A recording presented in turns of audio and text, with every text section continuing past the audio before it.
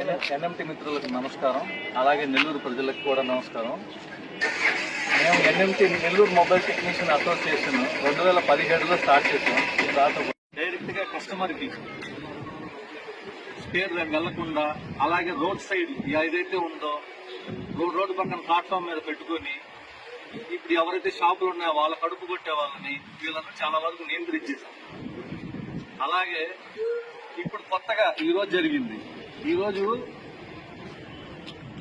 హరినాథపురంలో road side duplicate వస్తువులు 100కు 3 పెట్టి అమ్ముతున్నారు.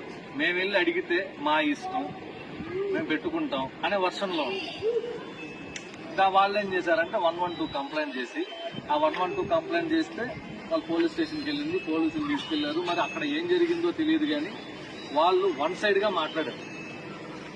గా మాట్లాడి నీకేమి ఇబ్బంది, మేము అసోసియేషన్ ఉందన్నా కూడా అయితే ఏమి ఇబ్బంది, నువ్వు పెట్టించి వాళ్ళ చేత షాపు అంటే అడ్డదిడ్డంగా మాట్లాడారు.